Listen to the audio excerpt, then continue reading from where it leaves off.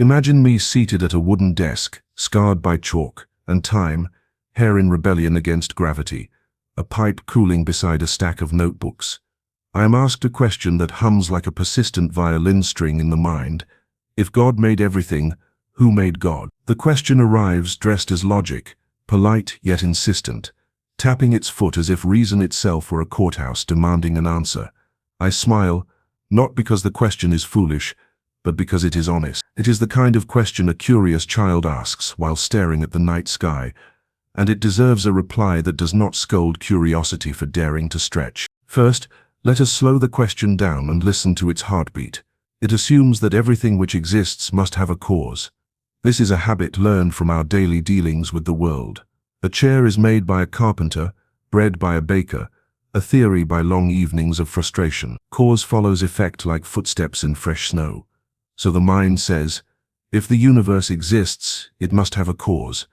If that cause is God, then surely God must also have a cause. The ladder of causation stretches upward, rung after rung, until the climber grows dizzy and asks, where does the ladder begin? Here is where the mind often commits a small but important leap. Without noticing, it takes a rule that applies inside the universe and smuggles it beyond the universe, as if the customs officer of logic were asleep. Causality is a rule we infer from patterns within space and time. We observe that events unfold in sequence, that one state gives birth to another, but space and time themselves are part of the universe. They are not stage curtains hanging outside the theater. They are When you ask for a cause of the whole of space and time, you are asking for a before time, an outside space. The language begins to wobble, like a compass near a magnetic mounting. When people say God made everything, they often imagine God as a very powerful craftsman, operating within time, reaching forward to create the cosmos like a potter shaping clay. Then the question, who made God, feels unavoidable. But many theologians, philosophers, and yes, physicists, when they put down their equations and pick up their wonder, mean something quite different. They mean by God, a necessary being, not a contingent one. Necessary means that its existence does not depend on anything else. Contingent means it could have been otherwise, or not at all, depending on conditions. The universe, as far as we can tell, is contingent. Its constants could have been different. Its history could have taken other turns. God, in this framing, is not another domino in the line, but the table on which the dominoes fall. You might object that this sounds like a clever escape, a magician slipping the coin into his sleeve. But consider a parallel from mathematics, a land I often visit when physics grows muddy. In arithmetic, there are axioms. You do not prove them from something more basic. You begin with them. If you demand that every axiom be proven by a deeper axiom, you never begin. You write proofs forever, and never write a theorem. In logic, there must be a starting point. The thief point is not proven. It is positive. In this sense, asking who made God is like asking which number comes before zero in the counting of integers. When you have already defined zero as the origin, the question is grammatical, but is misaligned with the system. Another way to say this is that God, as conceived by many serious thinkers, is not an object in the universe. Objects have locations, durations, causes. God in this conception is the ground of being, the reason there is something rather than nothing. Grounds are not caused in the way structures are built upon them. You do not ask, who made the foundation, in the same way you ask, who built the house. The foundation is what allows building to happen at all. I must confess something personal here. I have never been fond of a God who rewards and punishes like a cosmic accountant, tallying sins with a frown. Such a God feels too human, too anxious. My sense of the divine is closer to awe at the rational structure of reality. The fact that the universe is comprehensible, that mathematics written by human hands fits the motions of stars and electrons, strikes me as deeply mysterious. It is as if the universe whispers a language we are just beginning to understand. In that whisper, I feel something that people call God, though the word carries many costumes. From this perspective, asking who made God is like asking why the laws of logic are logical. They simply are. We can describe them, explore their consequences, marvel at their elegance, but demanding a cause for them may be a category error. It is like asking what color the number 7 is. The question borrows grammar from one domain and applies it to another, where it does not belong. Yet I would not silence the questioner. Doubt is sacred. If someone says, "I cannot accept a being without a cause," then I nod. Consistency is a virtue. But then I gently point out that the same standard must be applied everywhere. If everything needs a cause, then perhaps the universe itself is uncaused. Some cosmologists entertain this idea, suggesting models where the universe is self-contained, without a beginning in time, as we naively imagine it. In such models, asking what came before the universe is like asking what lies north of the North Pole. The question points, but there is no place to land. Notice something subtle here.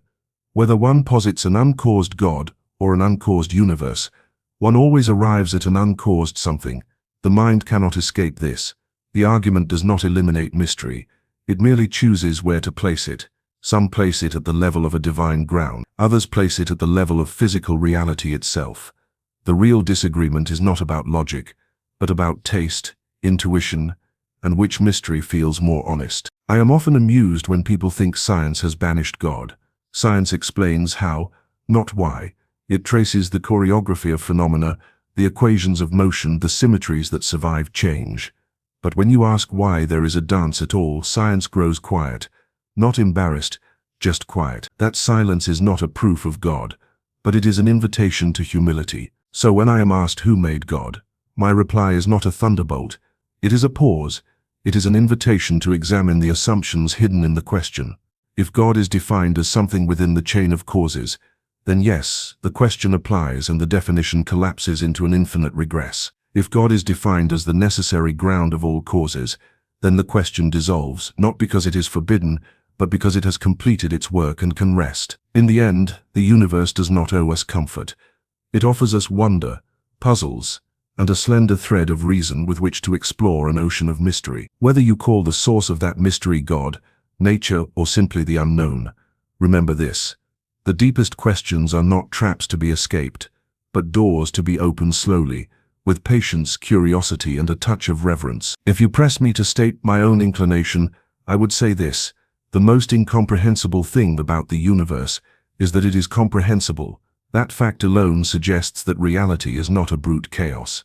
There is an order that invites understanding, an elegance that rewards patience. Whether one calls that order God or simply accepts it as a fortunate accident is a personal choice, but the question who made God does not negate this order. At best, it challenges careless definitions. At worst, it distracts from the deeper astonishment that anything exists at all. Another subtlety often overlooked is the role of human limitation. Our brains evolved to throw spears accurately and gossip efficiently, not to contemplate the absolute. When we strain to imagine finity, eternity, or necessity, we are asking a finite organ to hold an infinite concept. Some distortion is inevitable. The mistake is not distortion. The mistake is forgetting that distortion is happening. In this sense, humility is not a moral posture but an epistemic one.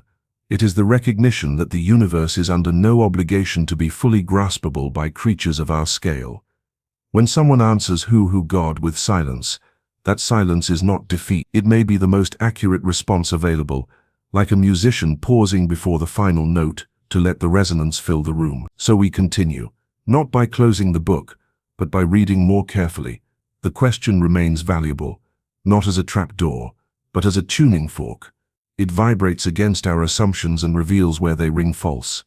And as long as that vibration continues, thought remains alive, curious, and awake. Another strand of this inquiry winds through the psychology of belief itself. People often think questions about God are purely intellectual, but they are braided with emotion, fear, hope, and the quiet pressure of mortality. When someone asks who made God, there is sometimes an unspoken follow-up hiding in the pocket of the question. Does anything last? Or does everything dissolve into nothingness? The question of origin is secretly also a question of destiny. If existence has no ultimate source, then perhaps it has no ultimate meaning. That suspicion can feel like standing on ice and hearing it crack beneath your feet. Yet meaning does not behave like a manufactured object either. It is not stamped out in a factory and delivered with a warranty.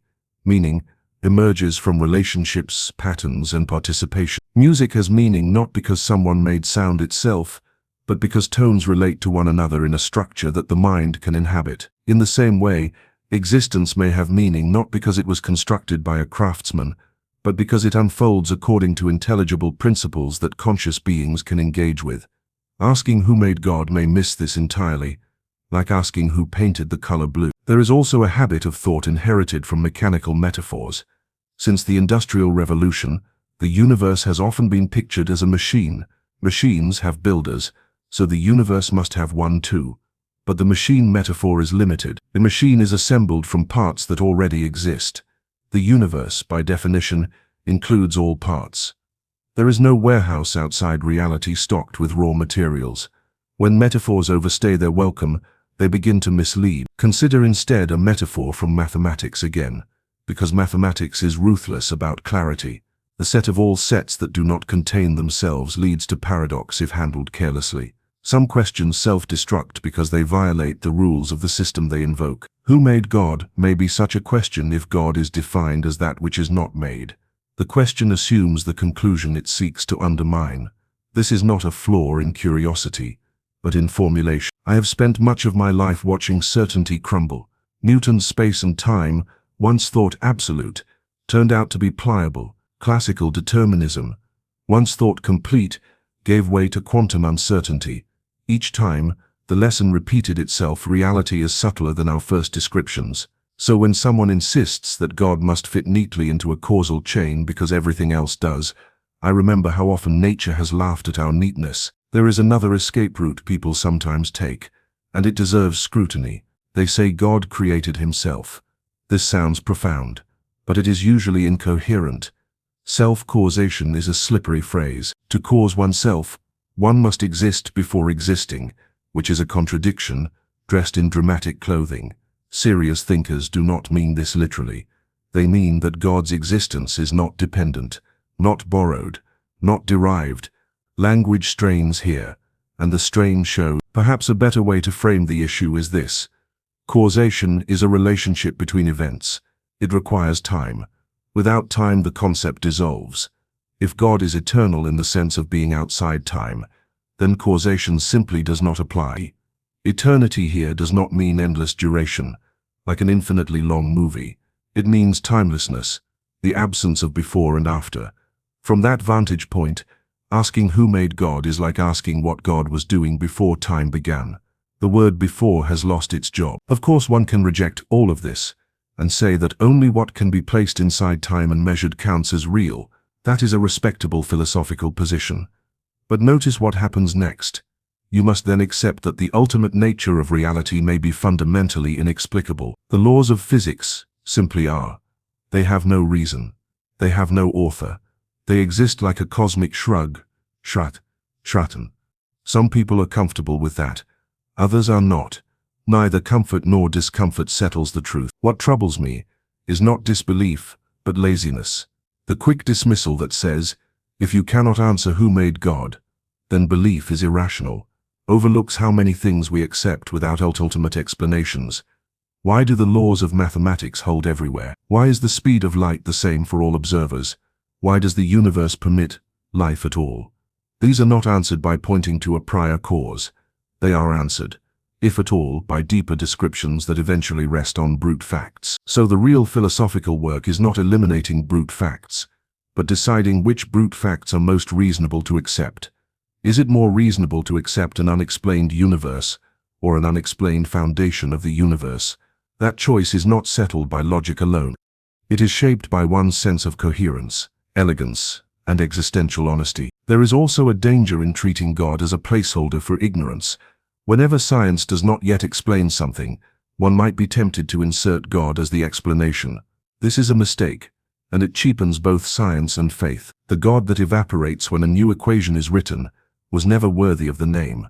The idea of God that survives scientific progress is one that does not compete with physical explanations, but underlies the very possibility of explanation itself. At the same time, there is an equal danger in treating science as a substitute for metaphysics. Science tells us how systems behave, not why there is a system at all. When scientists speak outside their domain, they are philosophers whether they admit it or not. Denying this does not avoid philosophy, it just practices it poorly. So where does this leave the original question? It leaves it transformed. Who made God becomes, what kind of explanation are we seeking? A mechanical one, a logical one, an existential one. Once that is clarified, the question either sharpens into something meaningful or fades away like a mirage approached too closely. I do not ask anyone to accept a particular answer.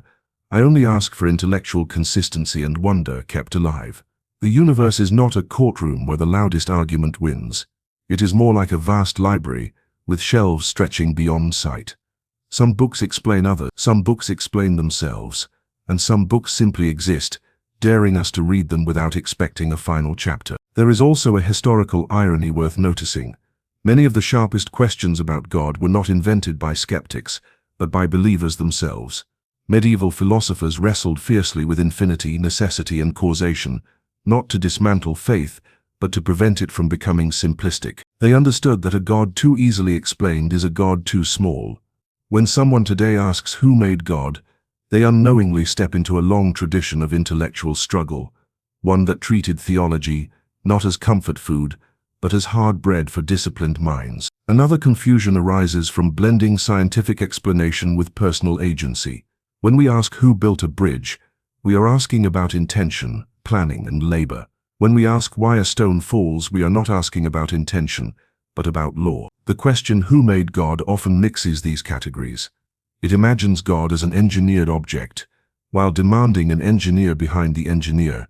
But the kind of explanation suited for artifacts is not suited for fundamentals. One does not look for the designer of gravity in the same way one looks for the designer of a clock. This brings attention to something subtle but powerful. Explanation always ends somewhere. Even in the most rigorous science, explanations terminate in principles we do not derive but accept. The conservation of energy, the uniformity of physical laws, the existence of fields and particles, all function as explanatory bedrock. We test them, refine them, sometimes replace them, but at any given moment they are not explained by something deeper. They are the floor beneath our feet. To demand that God have a maker is to demand that the floor itself rest on another floor, indefinite. Some people hear this and worry that it opens the door to irrationality. If we allow one uncaused reality, what stops us from allowing many? The answer is discipline. Not everything gets a free pass. Only what cannot coherently be explained as contingent is considered necessary. This is not intellectual laziness. It is intellectual economy. Good theories do not multiply foundations without need. There is also the emotional tone of the question to consider. For some, who made God is a cry of rebellion, a refusal to bow before mystery. For others, it is a sincere attempt to reconcile faith with reason.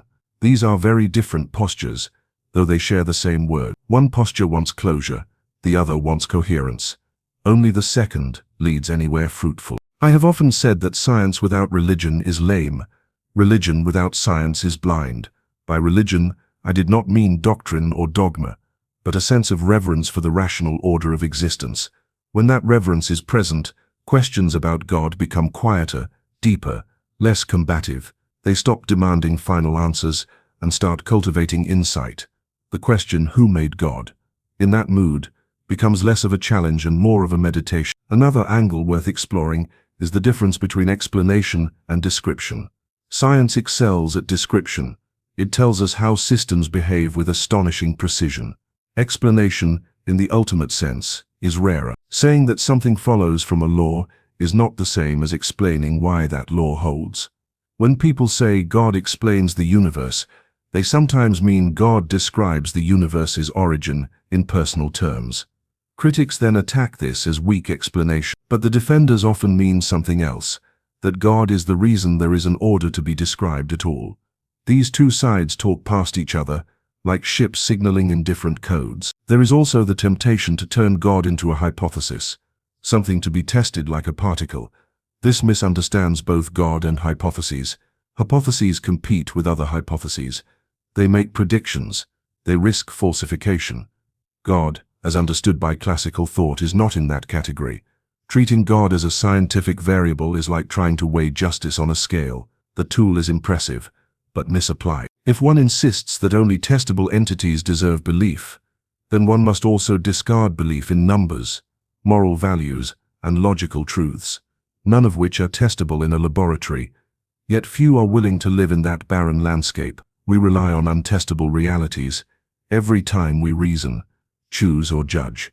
The real question is not whether untestable things exist, but how we justify our confidence in them. From this perspective, belief in God is closer to belief in logic than belief in fairies. Logic is not observed, it is presupposed. One does not ask who made logic in order to use it. One uses it because without it, thought collapses. God, for many, occupies a similar role at the level of existence itself. Still, none of this forces assent. One can remain unconvinced, and yet intellectually honest. What matters is recognizing what the question can and cannot do. Who made God cannot by itself disprove God, because it assumes a definition of God that thoughtful believers do not hold. It can, however, dismantle crude images and lazy assertions. In that role it is valuable. The tragedy occurs when the question becomes a slogan, repeated without reflection. It hardens into noise. Reflection softens it back into inquiry. Philosophy begins where slogans end. There is a quiet wisdom in admitting that the ultimate structure of reality may be stranger than any story we tell about it. Whether one leans toward a necessary God or a necessary universe, one eventually confronts a fact that has no further explanation. At that boundary, argument gives way to attitude. Do we respond with resentment or with wonder, with defiance or with curiosity? I have found that wonder ages better than certainty. Certainty cracks under new evidence. Wonder expands. It leaves room for learning, revision and humility. When confronted with the question, who made God? Wonder replies not with an answer, but with a deeper silence, one that is not empty but full, like the pause between musical notes, where meaning gathers. In the end, the question reveals more about the questioner than about God. It shows how one thinks about causation, explanation, and the limits of reason. Used carelessly, it closes doors. Used carefully, it opens them. And perhaps that is its true purpose, not to end belief, but to refine thought, until the mind can sit comfortably with mystery without demanding that mystery surrender its passport. A further depth appears when one considers how deeply human language is shaped by survival rather than truth. Words evolve to coordinate action, not to map eternity. We speak in nouns and verbs because we need to grasp, hunt, build, and war. When those same linguistic tools are turned toward ultimate reality, they creak under the strain. God becomes a noun, something that can be pointed to, questioned, placed into sentences as a subject that performs action. But if the ultimate ground of existence is not an object, then language inevitably distorts it. The question, who made God, is born from that distortion, not from stupidity, but from linguistic habit. Even the word who carries an assumption. Who refers to a person or agent. It presupposes individuality, intention, biography. Many sophisticated conceptions of God do not fit this mold at all. They speak instead of being, order, necessity, or source. In that light, who made God already smuggles in a conclusion, then wonders why the conclusion does not behave properly. There is also the problem of scale. Human reasoning is astonishing within its proper range and deeply unreliable outside it. Evolution tuned our intuition to middling sizes and speeds, not to cosmological extremes. Quantum mechanics offends intuition. Relativity offends intuition. Infinity obliterates intuition.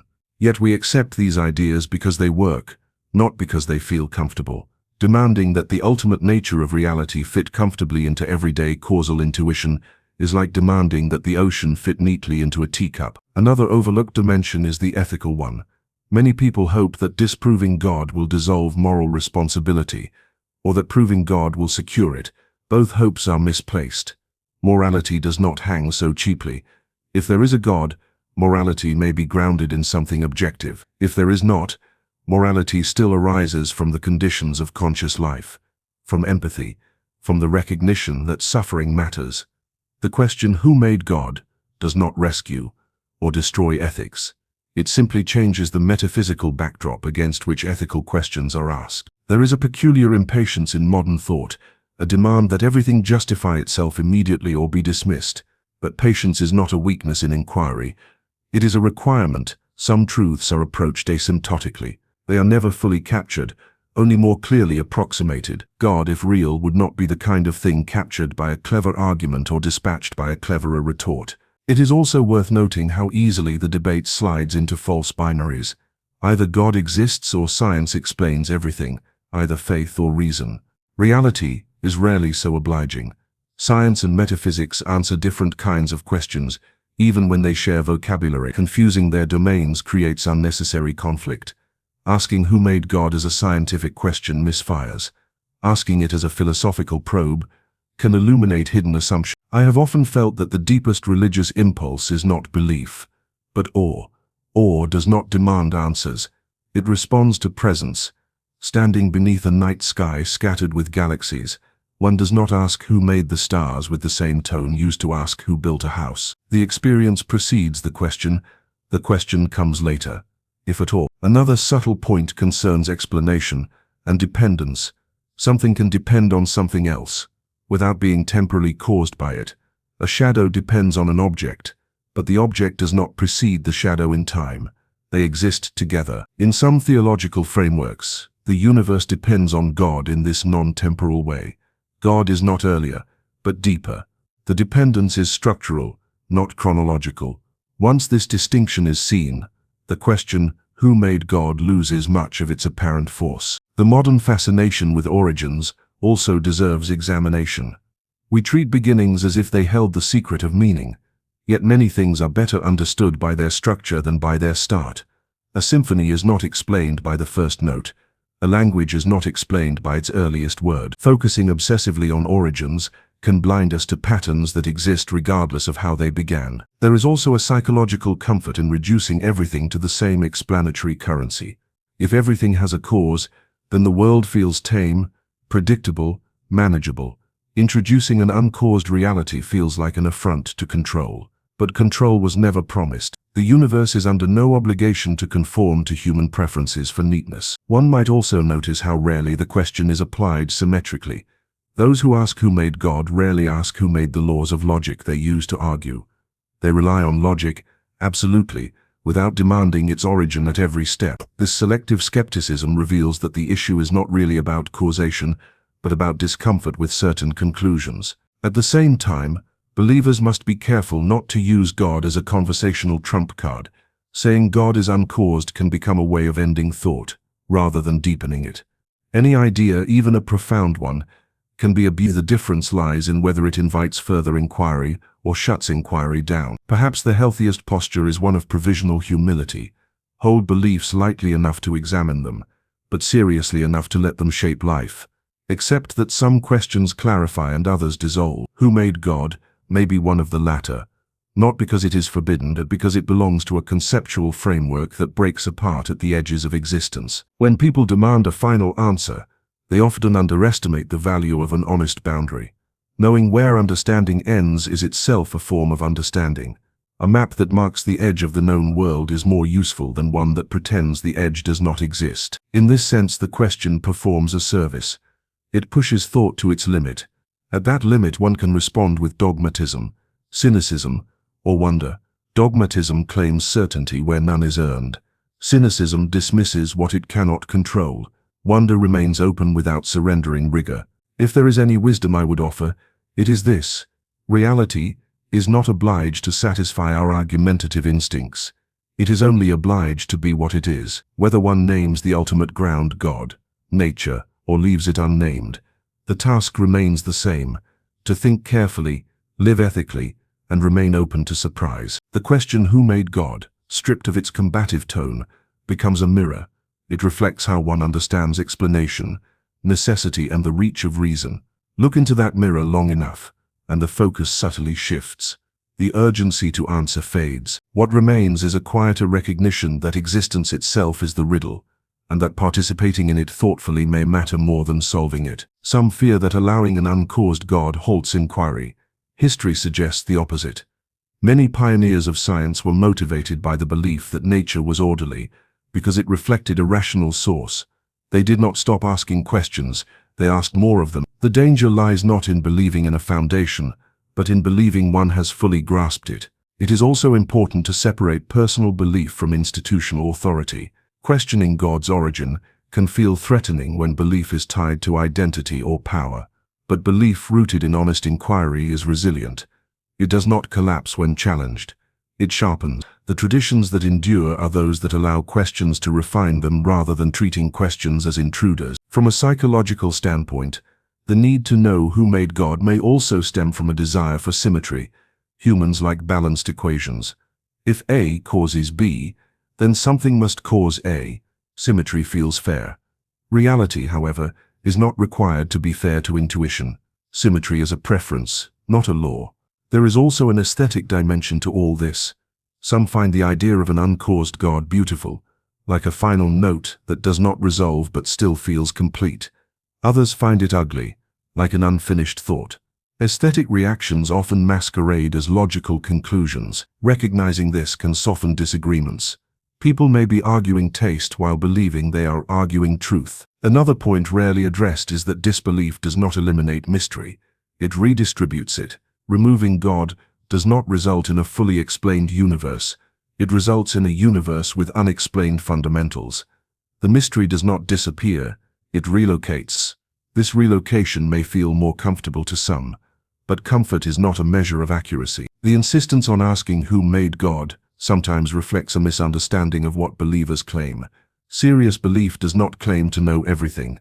It claims that not everything is random, that existence has a depth that exceeds surface appearances. That claim can be wrong, but it is not refuted by a question that presupposes a different framework. One might say that the deepest conflict here is not between belief and disbelief, but between impatience and patience. Impatience demands immediate resolution.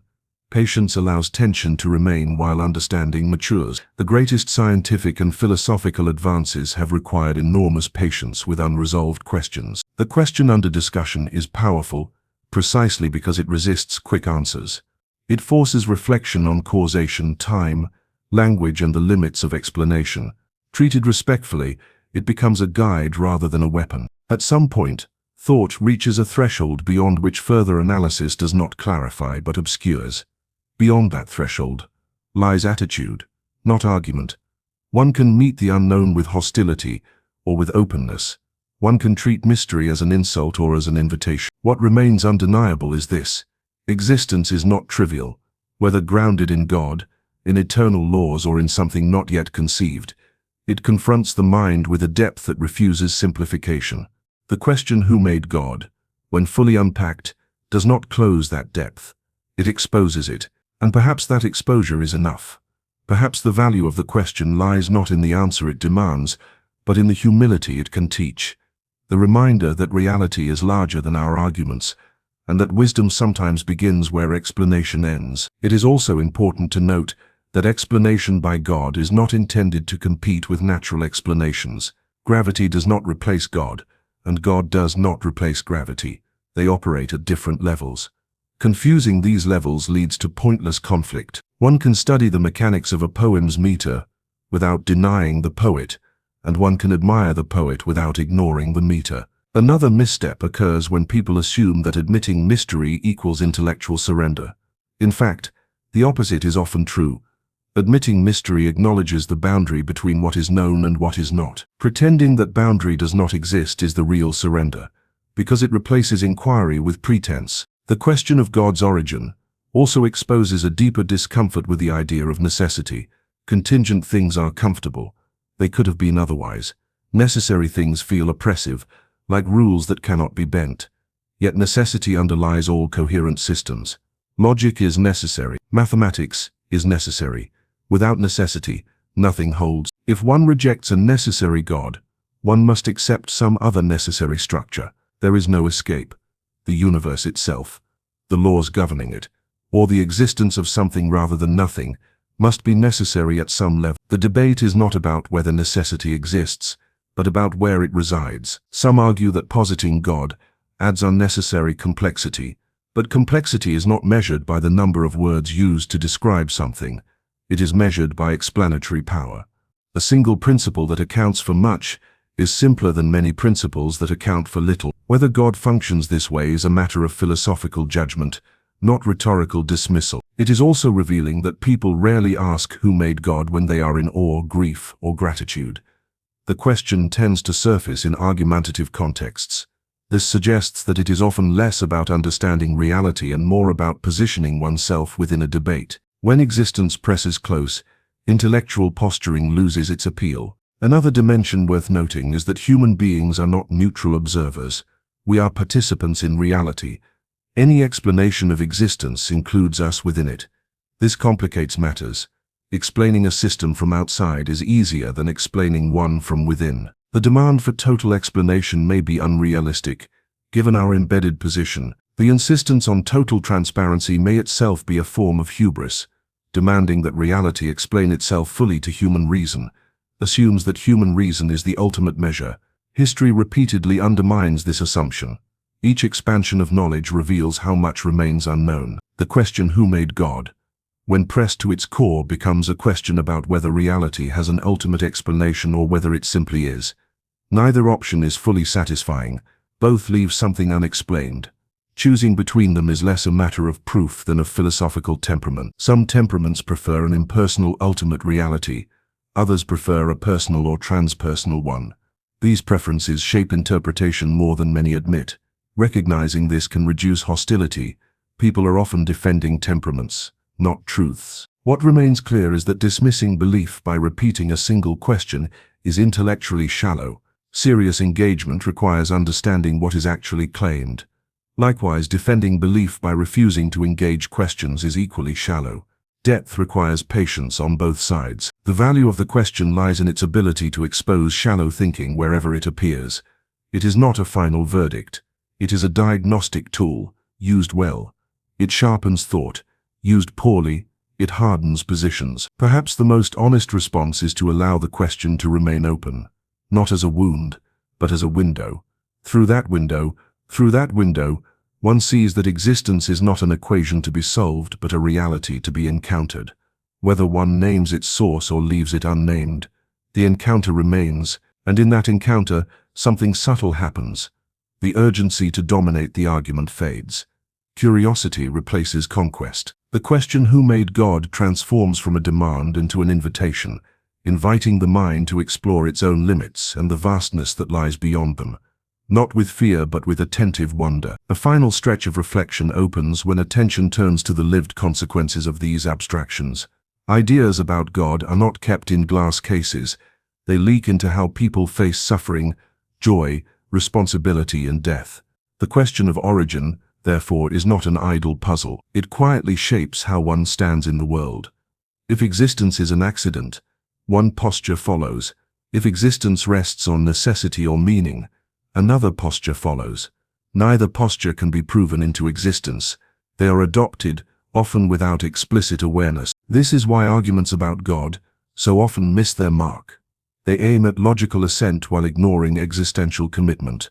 One can concede every philosophical point and remain unmoved. One can also feel deeply convinced without being able to articulate a single argument. Human conviction does not operate like a theorem. It is closer to orientation than conclusion. There is also a difference between explaining existence and encountering it. Explanation is analytical. Encounter is participatory. Standing before a vast mountain range, one can analyze geological processes for years and still be struck silent by the sight. Silence, in that moment, is not ignorance. It is recognition of scale. When people ask who made God, they often expect an explanation that fits into the same mental space as everyday causes. But ultimate questions do not live in that space. They live closer to awe than to mechanism. Treating them as if they were mechanical problems may be the category mistake at the heart of the confusion. Another overlooked feature of the debate is how much it depends on trust. Science itself rests on trust. Trust that the universe is orderly. Trust that tomorrow will resemble today. Trust that mathematics applies beyond immediate observation. These trusts are not proven before being used. They are used because without them, inquiry cannot begin. Faith, in this broader sense, is not the enemy of reason. It is reason's quiet prerequisite. Some worry that admitting this opens the door to irrationality. It does not. Trust is disciplined by evidence and coherence. Blind trust is dangerous, but disciplined trust is unavoidable. Even skepticism trusts the value of doubt. The idea of God, at its most refined, is an expression of ultimate trust. Trust that reality is intelligible. Trust that meaning is not an illusion. Trust that existence is not absurd at its core. Whether this trust is justified remains debated, but dismissing it by asking who made God misunderstands its function. It is not a hypothesis about a thing. It is a posture toward the whole. There is also the matter of humility before complexity. The universe has already shown that it does not conform neatly to common sense. It bends space, dilates time, entangles particles across distances. These discoveries should caution against quick metaphysical confidence. If reality can surprise us at every scale, why expect its foundation to be simple in a familiar way? One might notice that the loudest voices in these debates often belong to those least comfortable with uncertainty. Certainty feels like safety. Uncertainty feels like exposure. But intellectual maturity involves learning to live without railings. It involves standing at the edge of what is known without demanding that the unknown retreat. The question under discussion, when stripped of polemics, is a question about limits. Limits of explanation, limits of language, limits of intuition. Recognizing limits is not defeat. It is orientation. A sailor who knows the limits of his maps navigates better than one who believes the map is the sea. There is also something deeply human in wanting a final cause. It reflects a desire for grounding, for assurance that existence is not arbitrary. This desire does not prove anything, but neither does its absence. Human longings are data, not verdicts. They tell us something about ourselves, not automatically about reality. Those who reject God often imagine that belief is an attempt to escape responsibility, yet many believers experience the opposite. Belief intensifies responsibility by framing life as significant rather than accidental. Again, this does not prove belief true. It only shows that motivations are complex and not easily caricatured. Similarly, disbelief is often caricatured as nihilism. This is unfair. Many who reject God live ethically rich lives grounded in compassion and reason. Ethics does not vanish without theology. It simply finds different roots. What emerges from all this is not a solution, but a clearing, a space where simplistic arguments fall away and deeper questions remain. The question, who made God, does not dominate this space.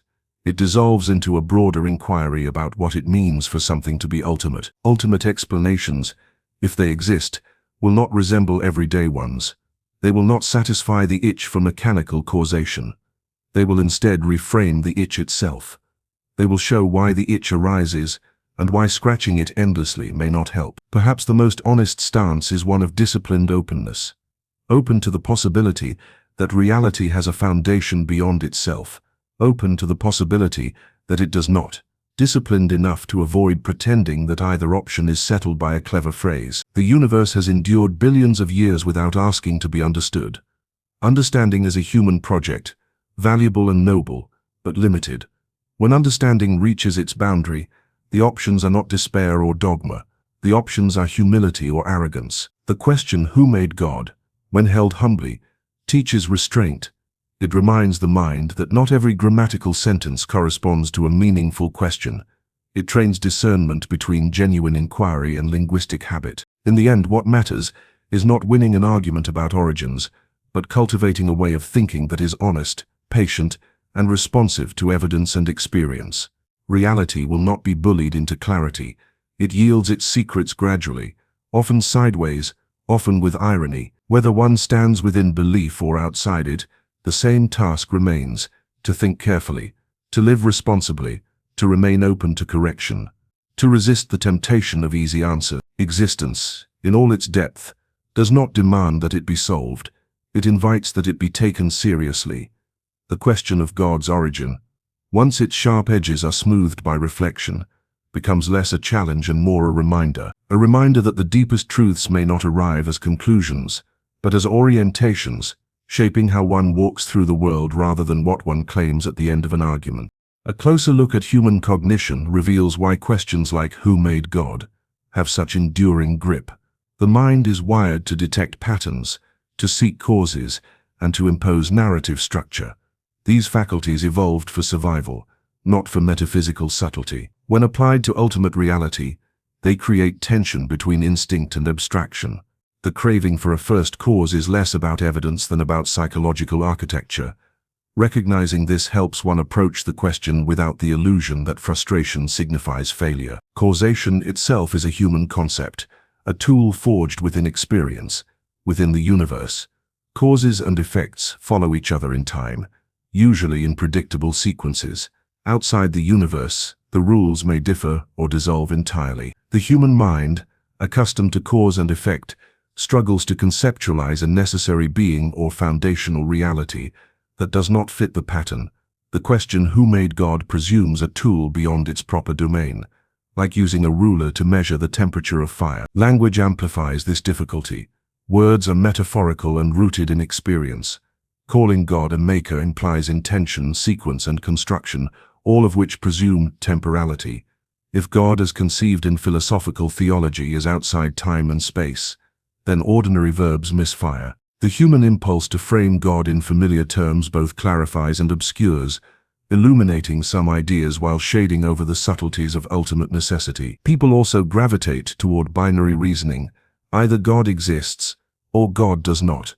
Either everything has a cause or nothing does. Reality rarely conforms to such neat divisions.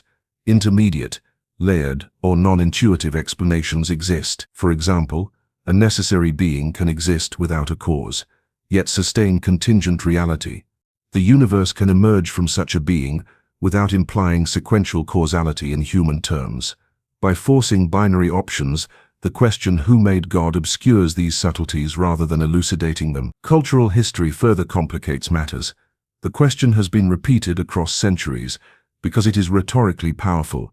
It functions as a challenge, an intellectual gauntlet, yet the repeated framing often misses how original thinkers treated the issue. Classical philosophers distinguished between contingent entities, which require explanation, and necessary entities, which do not.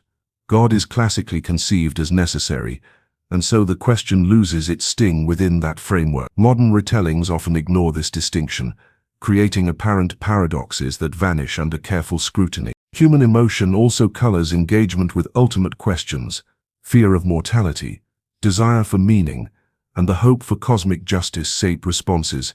The question "who made God" often masks these deeper concerns. People are not merely asking about metaphysics. They are probing the stability of existence, the fairness of life, and the permanence of reality. Recognizing this layer enriches discussion. Addressing only the logical form of the question misses the emotional subtext. Philosophical discipline provides another lens. Inquiry distinguishes between types of explanation: explanatory, structural, metaphysical, and practical. Explanatory questions ask how phenomena occur. Structural questions ask about relationships within systems. Metaphysical questions probe ultimate grounds. Practical questions guide action. "Who made God" belongs primarily to the metaphysical category, but it is often treated as explanatory or structural inappropriately. Understanding this prevents category errors and clarifies the discussion. A parallel can be drawn to mathematics. Axioms are accepted without proof. They serve as starting points from which all further reasoning flows. To demand that axioms themselves be proven by prior principles is logically incoherent. Similarly, positing a necessary reality is a starting point for understanding existence. To demand a maker for that starting point misapplies the logic of contingent phenomena to the necessary. The difficulty is ammatical and conceptual, not substantive. The modern mindset often conflates evidence with necessity. Science excels at evidence within space-time, but cannot test metaphysical necessity. A necessary being, by definition, does not depend on empirical verification. Critiques based solely on empirical grounds, therefore, misunderstand the domain. Similarly, belief in God is not a hypothesis like any other, but an engagement with ultimate conditions. This does not render belief irrational, it renders belief philosophically distinct. Human reason is also limited by embeddedness. Unlike an external observer, humans exist within the universe they attempt to understand. Self-reflective awareness of this position constrains what can be known. Ultimate origins are thus approached asymptotically. One can approximate understanding, clarify implications, and explore models, but cannot fully step outside the system to demand conventional causation. The question "who made God" attempts to escape the system in a way our cognition struggles to sustain. Further insight arises from examining assumptions about necessity. Humans prefer contingent explanations. They feel safer because they are comprehensible and manipulable. Necessary realities feel rigid and abstract. Yet necessity underlies coherent systems everywhere. Logic, mathematics, and physical laws demonstrate the function of necessity. If one accepts contingent explanations in these domains, one tacitly acknowledges the intelligibility of systems grounded in uncaused principles. God, as a necessary being, is conceptually analogous. An often overlooked factor is the interplay of humility and arrogance in intellectual inquiry. The desire to identify a maker for everything stems from confidence in human reason. To fully capture ultimate reality, humility recognizes limits. It sees that some questions may not yield conventional answers. Arrogance demands closure and certainty. Recognizing this distinction allows one to treat questions like who made God with respect, rather than combative insistence. Human experience also illuminates the stakes. Life presents contingency, vulnerability, and unpredictability. Awareness of these realities heightens the desire for ultimate explanation. The question who made God channels a search for security into an abstract debate. Understanding this emotional layer clarifies why the question persists across cultures and epochs. Finally, reflection on the nature of inquiry itself is instructive. Knowledge progresses by exploring assumptions, testing coherence, and examining consequences. Questions that expose implicit premises, such as who made God, serve this function. They are diagnostic tools rather than final verdicts. They refine understanding, challenge careless thought, and illuminate hidden structures. Approached this way, the question is valuable precisely because it resists facile answers, pushing human reflection into subtle and more disciplined forms of reasoning. By attending to cognition, language, emotion, culture, and conceptual structure, the question who made God transforms from a provocative slogan into a profound tool. It highlights limits, exposes assumptions, and invites disciplined humility. Ultimately, it underscores that existence itself is the greatest puzzle, one that demands inquiry, reflection, and sustained wonder rather than quick resolution. Language itself shapes the debate. Words carry metaphors, histories, and presuppositions. Calling God a maker imports a narrative of agency, sequence, and temporality that may be inappropriate for ultimate reality. Philosophical theology has long recognized this limitation, speaking of God instead in terms of being, necessity, or grounding. The friction between ordinary language and abstract concepts produces the sensation of paradox, the tension that fuels the question who made God. History also teaches humility. Every generation has grappled with questions about existence, causality, and the divine. Some frameworks seemed decisive in their era, but were later revised or abandoned. Newtonian mechanics was once the final word on motion. Quantum theory redefines certainty. Analogously, claims about God's origin reflect both human curiosity and human limitation. The question is valuable not because it disproves God, but because it forces intellectual rigor and attention to subtlety. Human perception of causation is particularly instructive. Cause and effect operate predictably within the universe, but ultimate reality may not be confined to the universe's constraints. Demanding conventional causation from that which grounds all causation is a conceptual overreach. Understanding this allows the question to be held lightly, acknowledged, reflected upon, and transformed without demanding it yield a conventional answer. Philosophical engagement with necessary beings shows that explanatory depth has limits. Every system requires foundational principles. Logic, mathematics, and the laws of physics are uncaused in a practical sense. They are assumed to operate as they do. Similarly, God, or ultimate reality, can function as the foundational principle for existence itself. Recognizing this parallels how reason approaches other forms of necessity, illustrating coherence rather than contradiction. The emotional dimension remains. People often conflate the discomfort of uncertainty with intellectual failure. The question who made God triggers this discomfort because it challenges familiar ways of thinking about causation and existence. Accepting that some mysteries may be resistant to conventional resolution is not surrender, it is a mature acknowledgement of cognitive limits. This stance fosters deeper reflection, patience, and philosophical resilience. A further insight arises from the distinction between description and participation. Scientific and philosophical inquiry describe patterns, structures, and relations. Human beings, however, participate in existence. They are embedded within the systems they study. This embeddedness constrains understanding and renders ultimate origins conceptually challenging.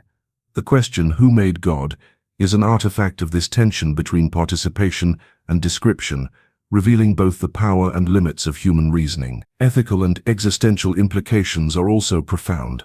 Belief in God, or in a necessary ground of existence, influences values, purpose, and orientation toward life. Disbelief does not eliminate moral or existential reflection. It simply frames it differently. The question of origin is therefore not purely intellectual.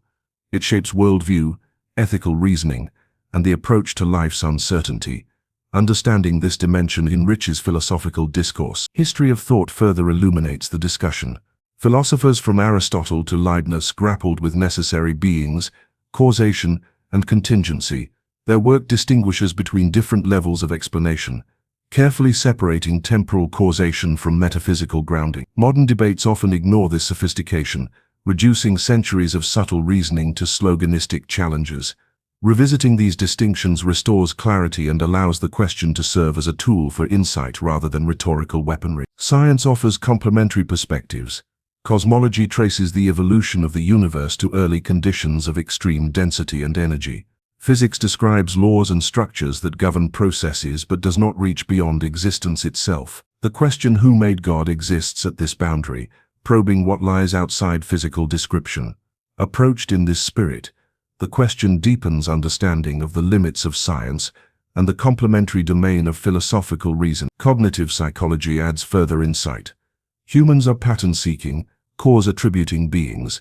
When faced with unbounded reality, the mind attempts to map familiar categories onto unfamiliar terrain. Paradoxes and tensions arise from these misapplications. Recognizing this dynamic allows the question to illuminate human cognition as much as metaphysics, transforming it from a simple challenge into a sophisticated instrument for reflection. The question also clarifies the distinction between belief and argument. Belief is not solely the result of logical demonstration. It encompasses intuition, experience, and commitment. Asking who made God interrogates logical structure, but it does not capture the entirety of belief. Understanding this distinction reduces the likelihood of conflating critique of argumentation with critique of lived engagement. Ultimately, the value of the question resides in its capacity to cultivate disciplined humility, critical reflection, and philosophical depth. It exposes assumptions, tests coherence, and encourages careful attention to the limits of cognition, language, and explanation. When approached with openness and rigor, it ceases to function as a trap and becomes a mirror, reflecting the structure of thought and the subtleties of human engagement with existence. Existence itself remains the ultimate subject of inquiry. Whether one names its foundation God, calls it necessary reality, or leaves it unnamed, the challenge is consistent: to approach reality seriously, to examine assumptions, to recognize limits, and to maintain curiosity. The question, who made God, exemplifies this task, providing a lens through which the mind can explore contingency, necessity, and the conditions of intelligibility. In conclusion, the question, who made God, is not a weapon against belief, nor a demonstration of atheistic triumph. It is a philosophical instrument, revealing the structure of reasoning, the limits of language, and the subtle interplay between cognition and existence. It challenges careless thought, sharpens understanding, and cultivates intellectual humility. The pursuit of such reflection enriches the mind, clarifies assumptions, and invites a measured, patient engagement with the profound mysteries that surround existence itself. The exploration of this question ultimately returns to wonder. Wonder is not a substitute for reason, nor a retreat from inquiry. It is the recognition that reality is vast, intricate, and often resistant to simple answers. It is the stance that allows engagement without arrogance, reflection without despair, and insight without presumption. Through this lens, the question, who made God, becomes a guide to careful thought, deep curiosity, and the enduring human pursuit of understanding. This brings the discussion to a close, honoring the question's depth while acknowledging the boundaries of what can be said. The pursuit of such reflection continues beyond words, through observation, reasoning, and the ongoing dialogue between mind and cosmos.